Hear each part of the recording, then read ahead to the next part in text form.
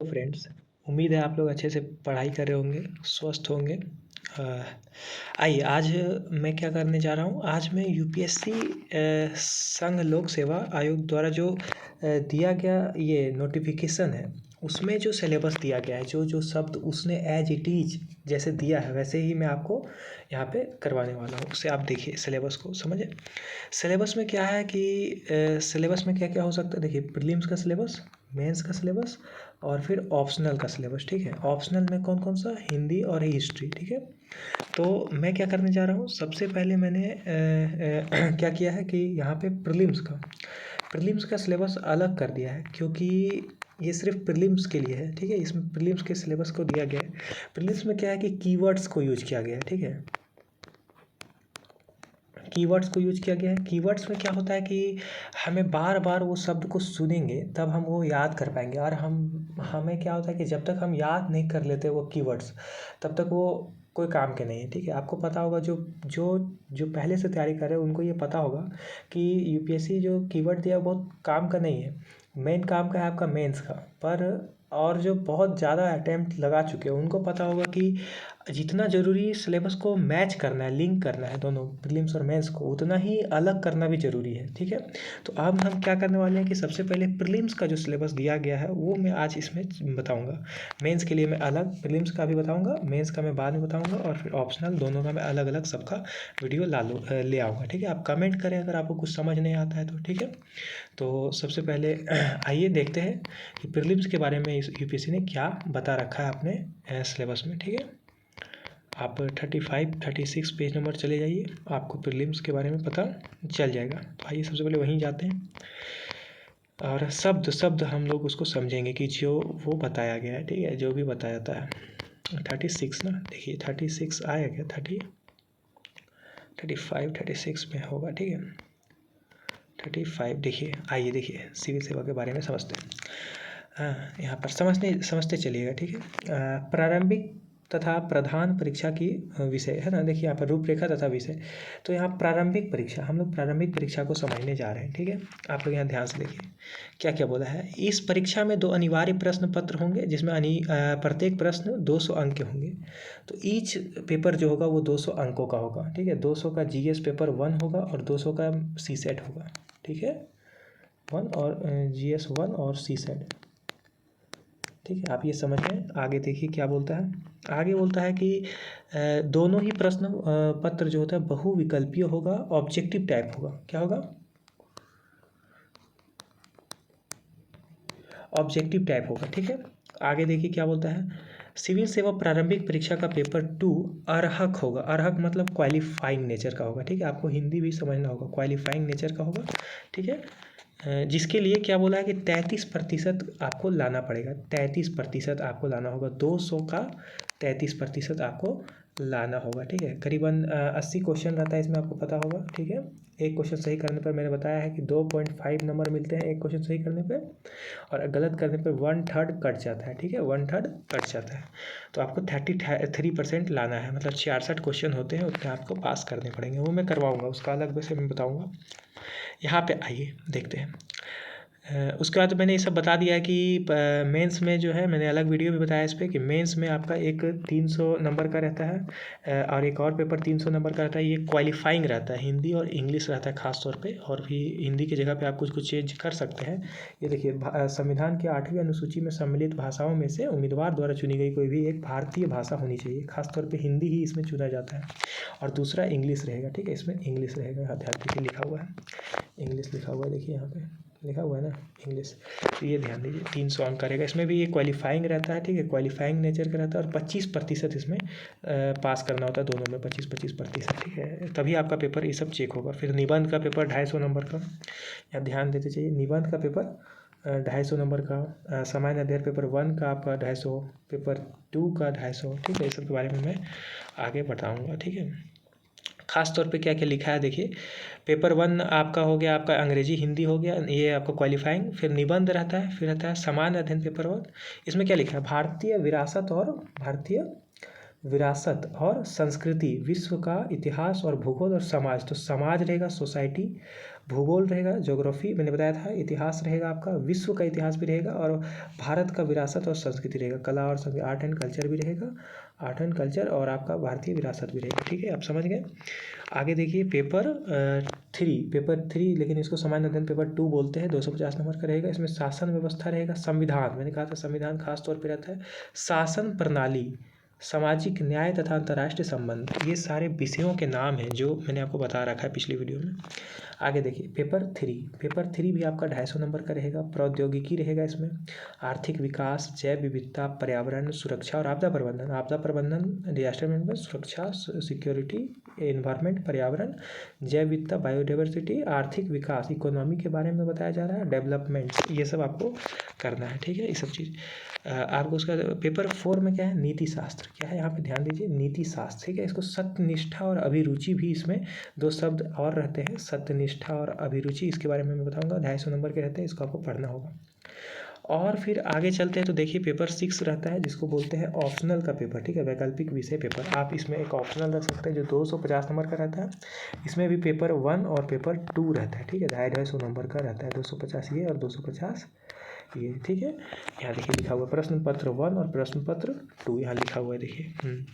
और सब अगर देखें तो कितना हो जाएगा, 1750 हो जाएगा आपका, 1750 नंबर हो जाएगा आपका मेंस का पेपर लेके, और आपका टोटल पेपर हो जाएगा, टोटल कितना हो जाएगा, ये आपका 2025 अंक का रहेगा टोटल। ठीक है, चलिए अब आपको क्या करना है कि आपको यहाँ पर जो लिखा हुआ है वो आपको समझना है।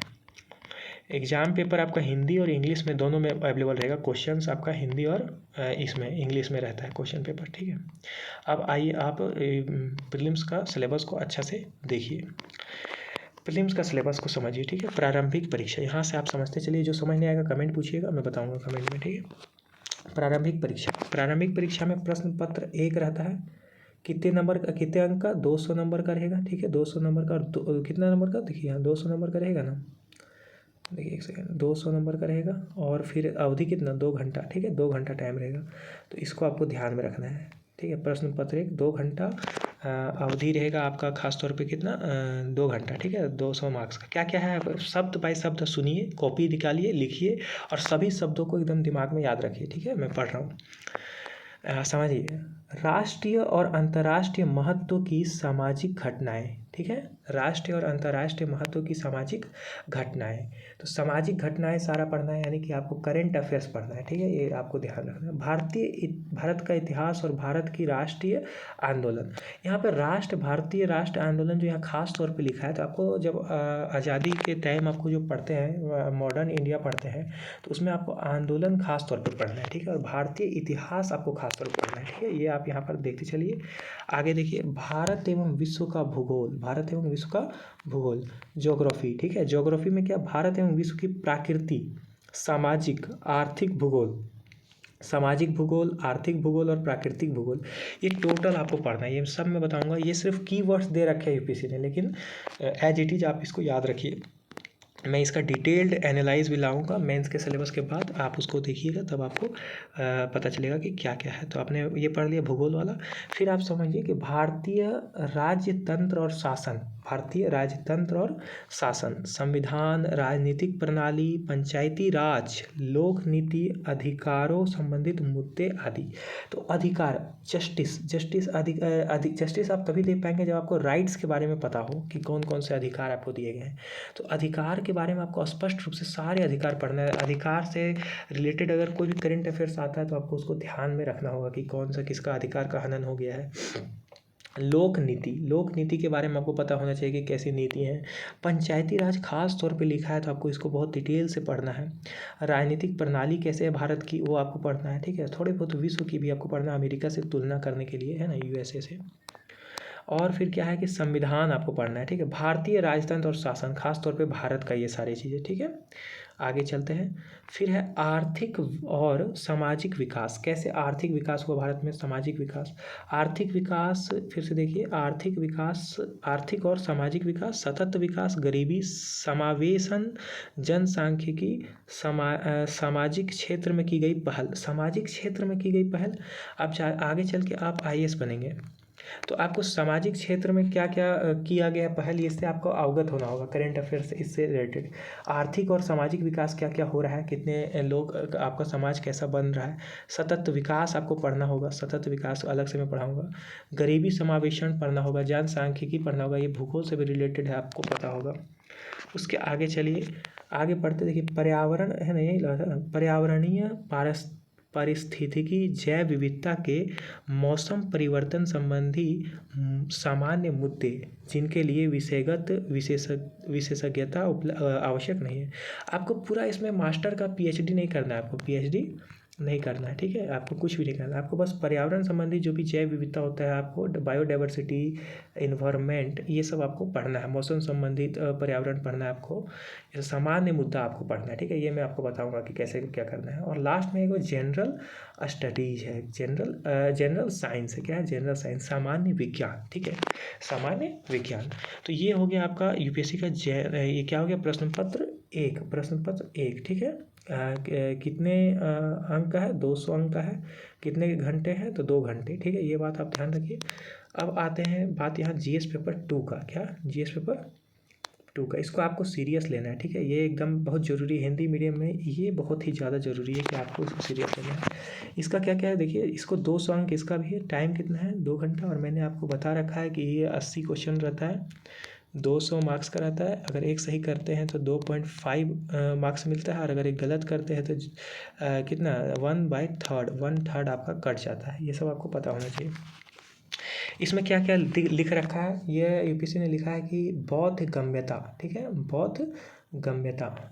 आपको उसका दूसरा क्या लिखा है, संचार, क्या लिखा है देखिए, संचार कौशल सहित अंतर वैयक्तिक कौशल, ठीक है, ये आपको बताया। फिर लिखा है तार्किक कौशल एवं विश्लेषणात्मक क्षमता, ये आपको समझाया है। फिर लिखा है निर्णय लेने और सामान्य समाधान, ठीक है, और उसका सामान्य मानसिक योग्यता। फिर लिखा है आधारभूत संखनन, संख्याएं और उनके संबंध में विस्तार क्रम आदि। 10वीं कक्षा का स्तर से ये पूछ रहा है। और आंकड़ों का निर्वाचन, चार्ट, ग्राफ, तालिका, आंकड़ों की पर्याप्तता आदि 10वीं कक्षा के स्तर तक। ये क्यों दिया गया, आपको इसको समझना पड़ेगा पहले। बहुत गया रीडिंग कॉम्प्रिहेंशन इसलिए दिया गया है क्योंकि ताकि आप उन डॉक्यूमेंट्स को पढ़ें जाके भविष्य में। ये नहीं कि आप आगे हाँ साइन मार दिए कि आईएएस, ठीक है, ऐसे नहीं। आपको डॉक्यूमेंट्स पढ़ के आपको एनालाइज करना आना चाहिए, ठीक है, इसलिए आपको ये दिया गया है, ठीक है। संचार कौशल, अंतर व्यक्तिगत कौशल, तार्किक। सीसेट के लिए बहुत विवाद हुआ था, आपको पता होगा। सीसेट के लिए आपको बहुत विवाद हुआ था। 2013 से शायद इसको लागू किया गया है, आपको पता होना चाहिए ये सब बातें। तो ये बहुत ज़रूरी है, ये क्वालिफाइंग नेचर का आपको पता होगा, ठीक है। यहाँ देखिए 10 क्या लिखा है, 10वीं क्लास के।